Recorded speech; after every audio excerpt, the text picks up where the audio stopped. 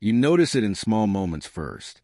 Someone says something slightly dismissive, a comment that once would have stayed in your mind all evening, but this time it lands differently. You hear it, you register it, and then nothing really happens inside you. No internal spiral, no tightening in the chest, no urgent need to defend yourself, just a quiet recognition. And then your attention moves on. At first, this change can feel confusing, because earlier in your life, moments like this carried emotional charge. Criticism lingered.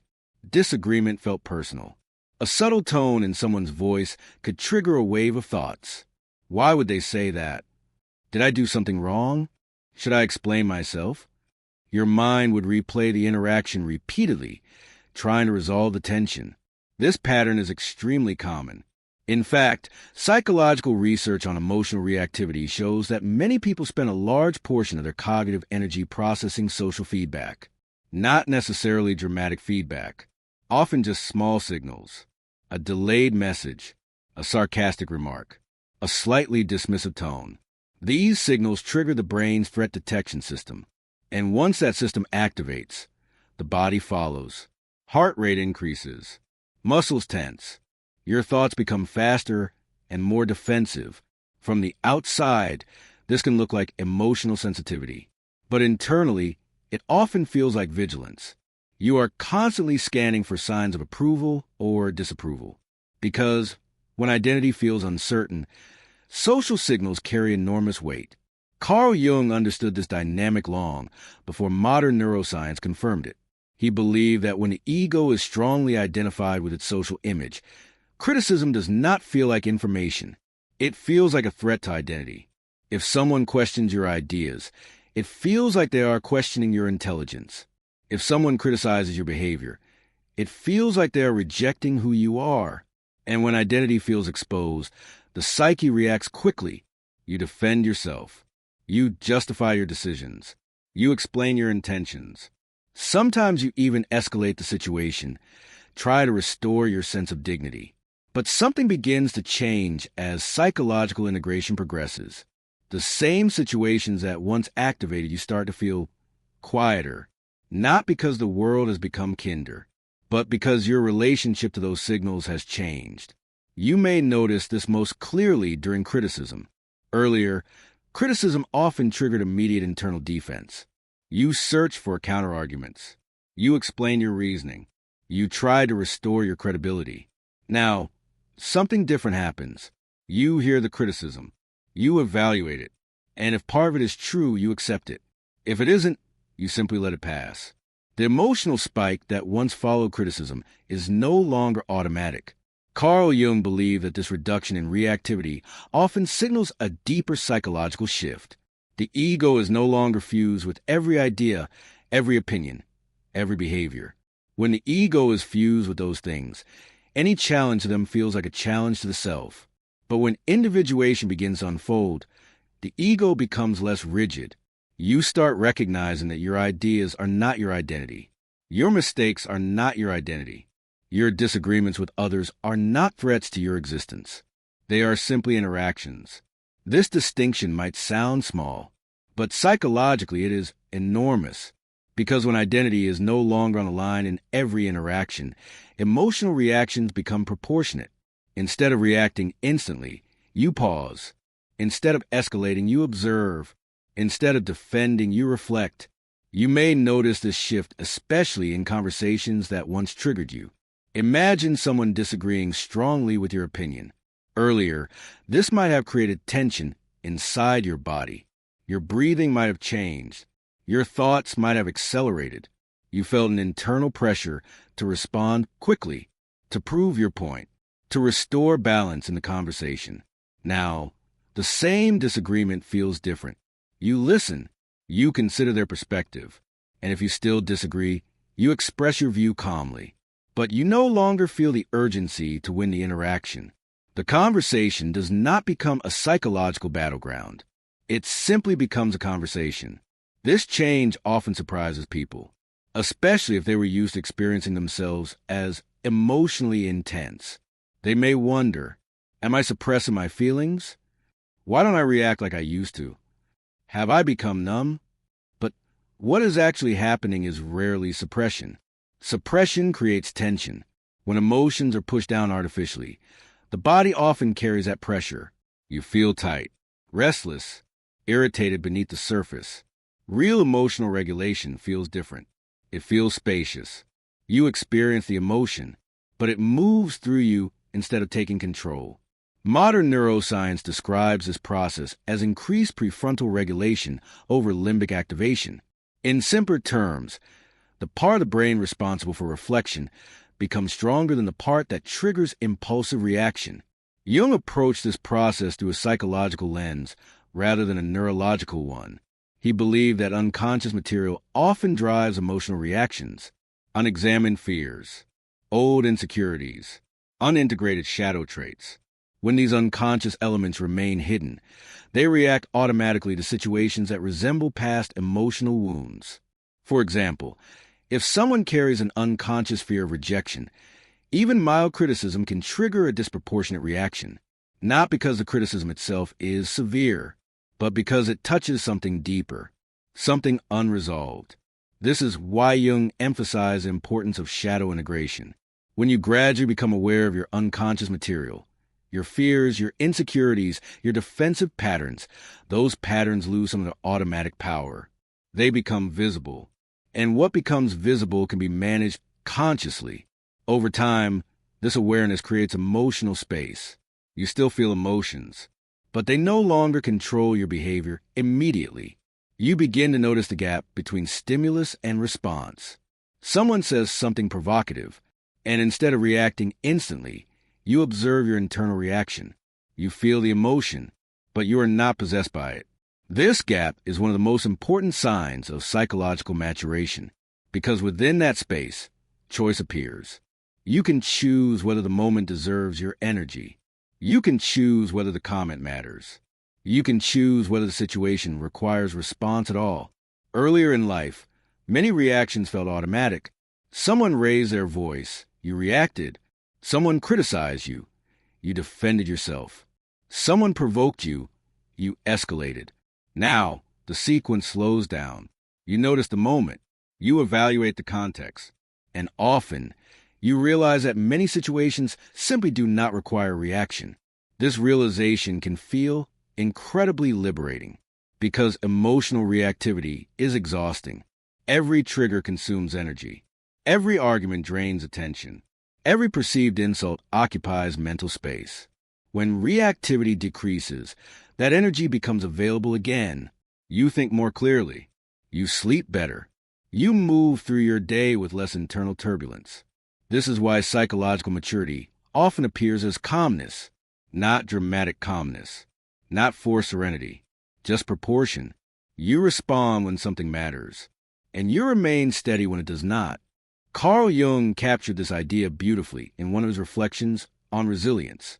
He wrote, "The difference between a good life and a bad life is how well you walk through the fire. Walking through the fire does not mean avoiding difficulty. It means not being consumed by it. You still encounter criticism. You still encounter disagreement. You still encounter moments that challenge your patience. But the fire does not spread inside your psyche the way it once did. You pass through it, and you remain intact. That is why reduced reactivity often signals something deeper than emotional restraint. It signals structural change within the psyche.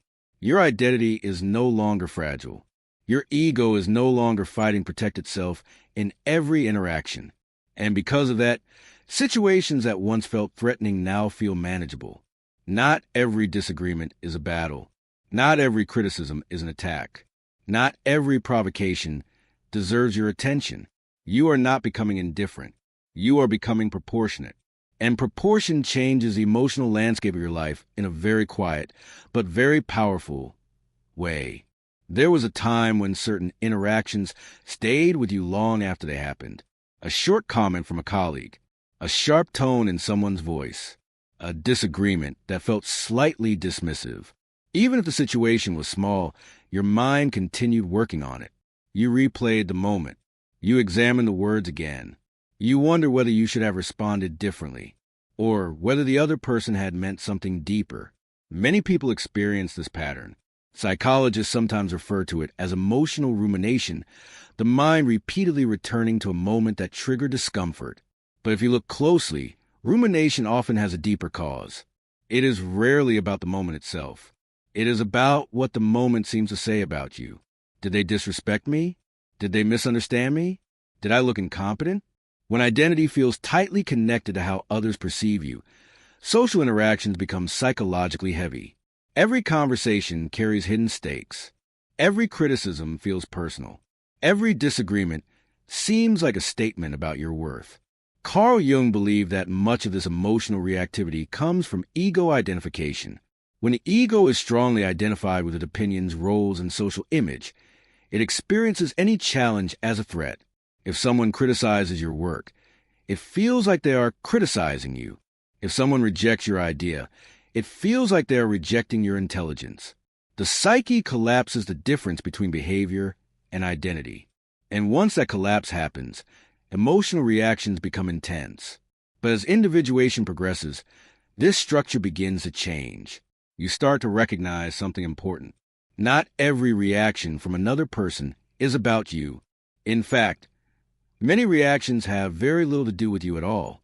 They reflect the other person's mood, their stress, their expectations, their unresolved frustrations.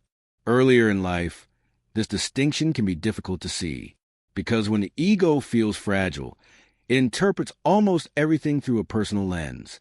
Someone sounds irritated. You assume you caused it. Someone seems distant. You assume you did something wrong. Someone criticizes your work. You assume they are questioning your competence. But psychological maturation gradually weakens this automatic interpretation. You begin to see that other people's behavior often reveals more about their inner state than about your value. For example, imagine a colleague speaking sharply during a meeting. Earlier, this might have triggered an emotional reaction. You might have felt embarrassed or defensive. Your mind might have immediately started analyzing the interaction. Did I say something wrong? Why did they respond like that? Now, the same situation may unfold very differently. You notice the tone, but instead of reacting emotionally, you observe the context. Maybe the colleague has been under pressure all week. Maybe the meeting itself is stressful. Maybe the comment was simply rushed or poorly phrased. Instead of absorbing the moment as a personal attack, you recognize it as a situational reaction, and that recognition reduces the emotional charge. This ability to depersonalize interactions is a major sign of psychological growth. It does not mean you ignore disrespect. It does not mean you tolerate harmful behavior, but it means you no longer interpret every uncomfortable moment as a reflection of your worth. Carl Jung believed that individuation requires withdrawing unconscious projections, both the projections we place onto others and the projections we believe others place onto us. When projection dominates perception, interactions become distorted. You assume others see you in exaggerated ways. You imagine criticism where there may only be disagreement. You feel judged even when no judgment was intended. But as awareness increases, perception becomes clearer. You start seeing people more realistically, and you start seeing yourself more realistically as well. This realism has an important emotional effect. It reduces the need for constant defense. Earlier, you might have felt compelled to explain yourself in difficult conversations, to clarify your intentions, to make sure others understood your perspective correctly, because misunderstanding felt uncomfortable, almost threatening. But now, you may notice that misunderstanding does not disturb you as deeply. If someone misinterprets your words, you may clarify once. But if the misunderstanding remains, you no longer feel the need to keep correcting it. You accept that people will sometimes see you inaccurately, and that realization removes enormous psychological pressure, because the truth is that perfect perception is impossible. No one fully understands anyone else. People interpret each other through their own experiences, expectations, and emotional states. Earlier, the ego may have resisted this reality. It wanted to control perception. It wanted to make sure the image remained accurate. But that level of control is exhausting. Individuation gradually releases the need for it. You accept that some people will understand you well. Some will misunderstand you. Some will appreciate you. Some will not. And none of those reactions fully define who you are. This shift also changes how you experience disagreement.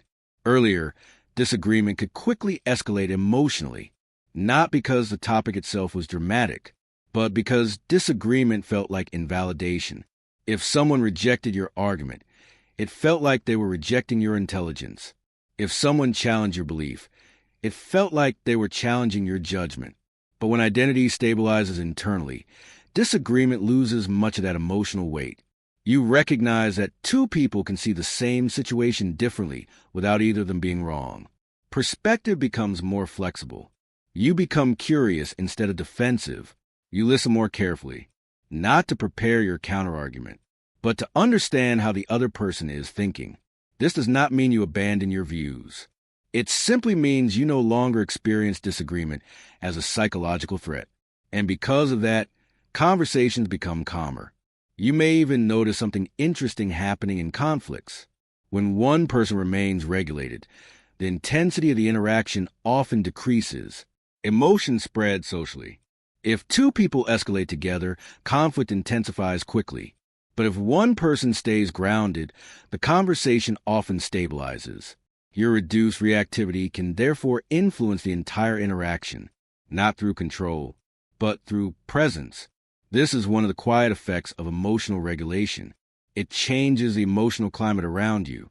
Carl Jung believed that psychological maturity allows individuals to stand within difficult situations without becoming overwhelmed by them.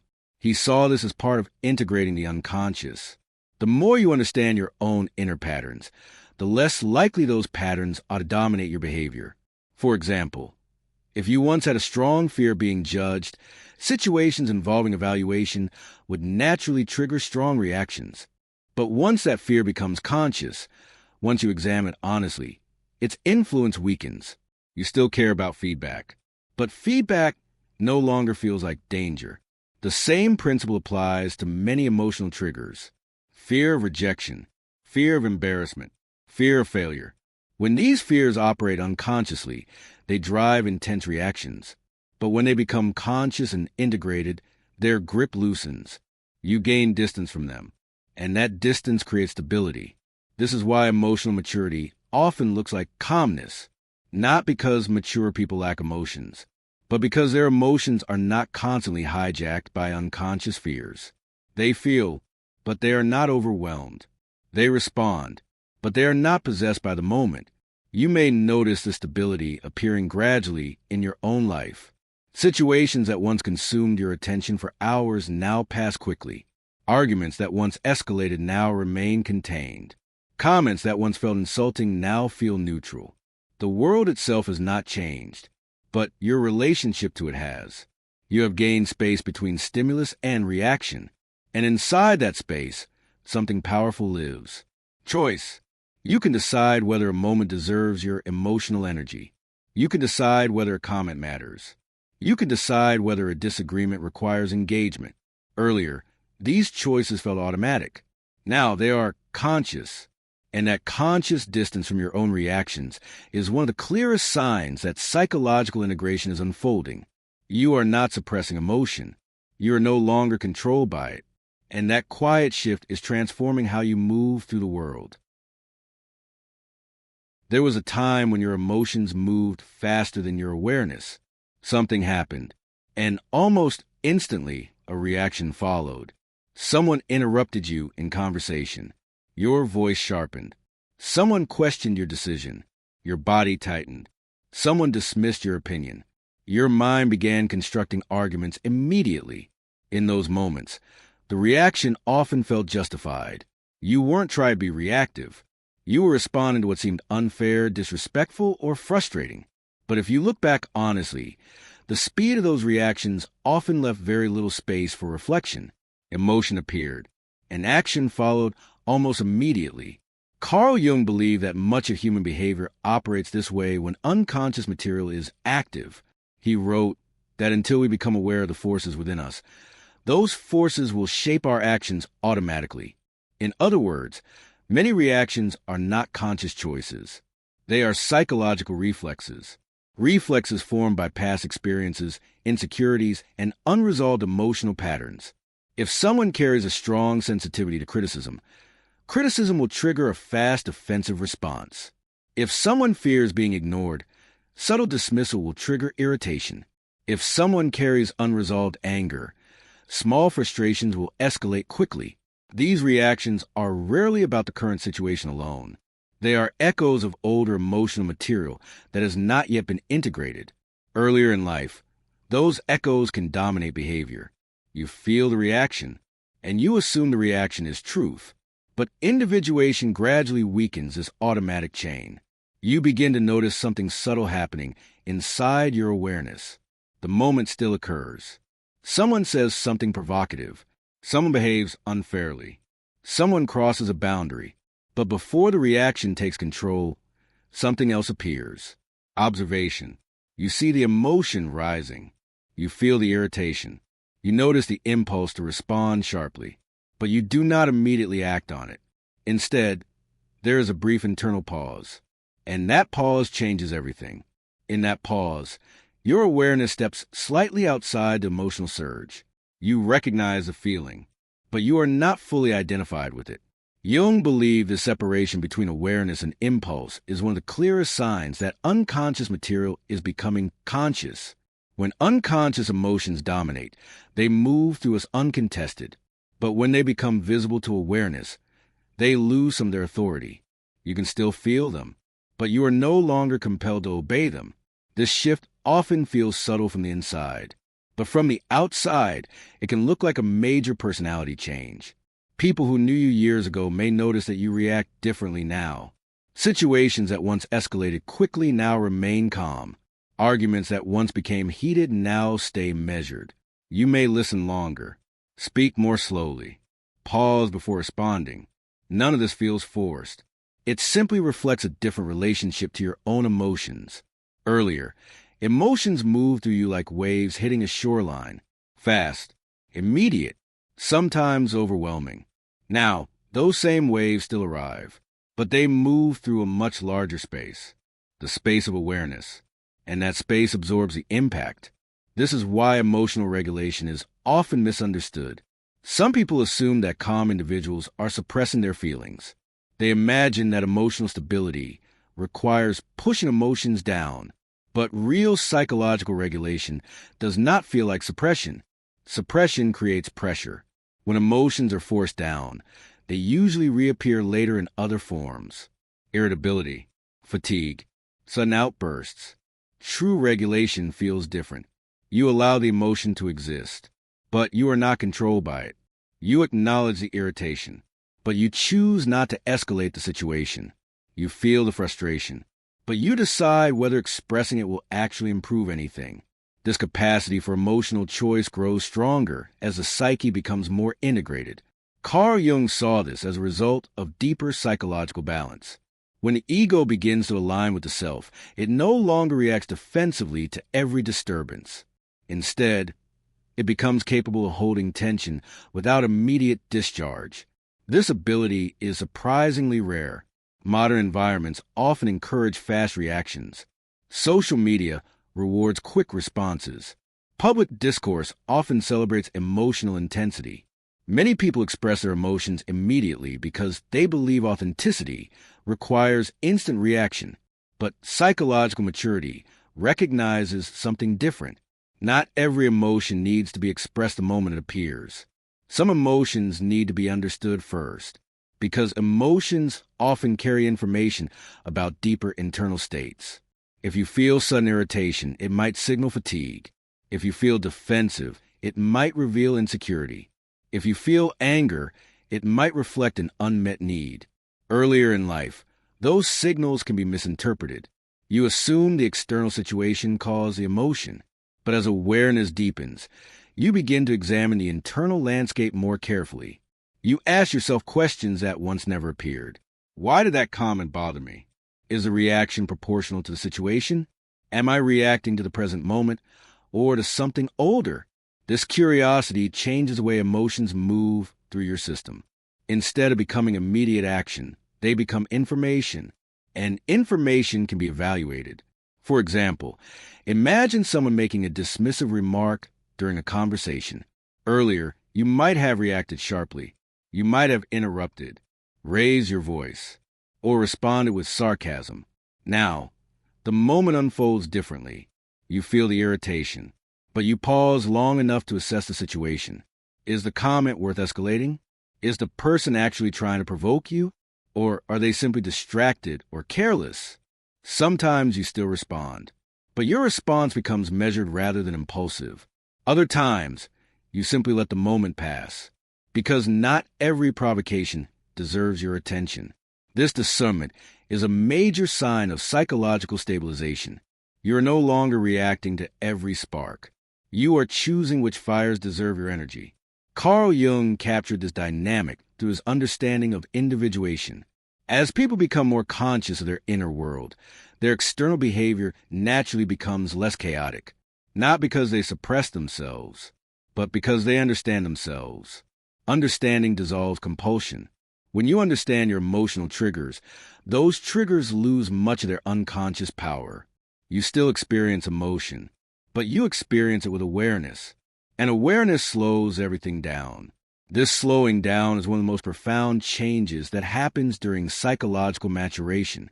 Life begins to feel less rushed internally. You think before speaking. You observe before reacting. You reflect before escalating.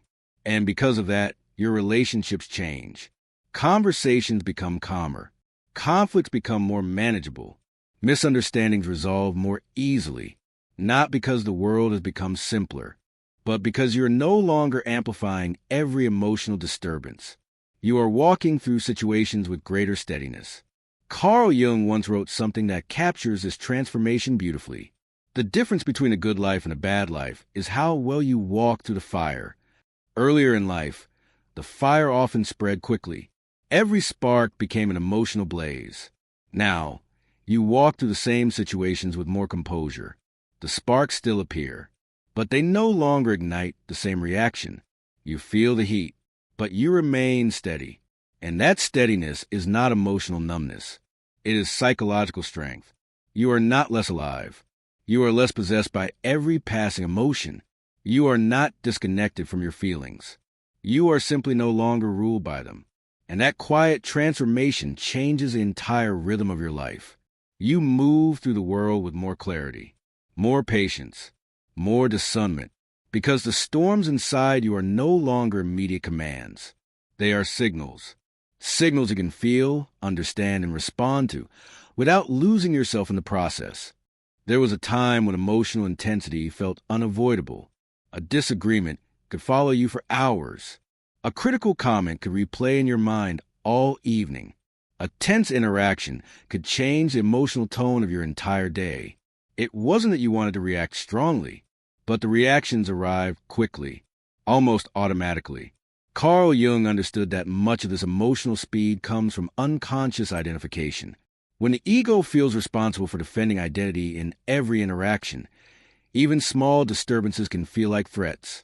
A criticism becomes a personal attack. A disagreement becomes a challenge to your competence. A misunderstanding becomes something that must be corrected immediately. And when every moment carries that kind of psychological weight, emotional life becomes exhausting. But individuation slowly changes the structure of this experience. As awareness grows, you begin to see your reactions more clearly. You recognize the emotions as they arise. You understand the fears or insecurities that once amplified them. And little by little, the automatic chain between stimulus and reaction weakens. You still feel irritation. You still experience frustration. You still care about what happens around you. But the emotional spikes soften. What once triggered immediate escalation now passes through you more quietly. You respond with proportion instead of impulse. Jung believed that psychological maturity does not remove difficulty from life. Challenges still appear. People still disagree with you. Situations still test your patience.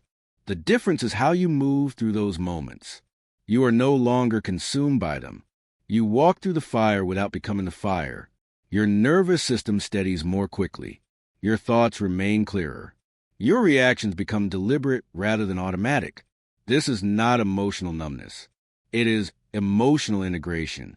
Your feelings are still present, but they are no longer in control of every action. You have space around them, space to observe, space to reflect, space to choose. And that space changes everything. Because when reactions slow down, life becomes less chaotic internally. Conversations become easier to navigate. Disagreements become less threatening. Your attention returns to what actually matters instead of being pulled into every passing disturbance. You begin to recognize something that was difficult to see earlier. Not every moment deserves your emotional energy. Not every provocation deserves your response. Not every opinion deserves your defense. And the ability to recognize that is one of the clearest signs that psychological stabilization is taking place. You are not becoming indifferent. You are becoming measured. You are not withdrawing from life. You are moving through it with greater awareness. Carl Jung believed that individuation leads to a more integrated personality, one capable of holding emotional tension without collapsing into reaction. That integration does not make life easier, but it makes you stronger within it. You feel what you feel, but you remain grounded while feeling it. And that grounded presence allows you to move through situations with a kind of calm clarity that once seemed impossible. Now I'd like to ask you something. Think about the last time you noticed yourself reacting differently than you used to. Maybe someone criticized you. Maybe a disagreement stayed calm instead of escalating. Maybe something that once would have upset you simply didn't. Do you feel that your reduced reactivity comes from suppression or from a deeper inner stability? Share your experience in the comments. Your insight might help someone else recognize that what they're experiencing is not emotional shutdown, but psychological growth. And if this reflection helped you understand the quiet changes happening inside your own mind, consider sharing this video with someone who might be going through the same shift. Because sometimes the clearest sign of inner strength is not intensity. It's the calm that remains when intensity used to live.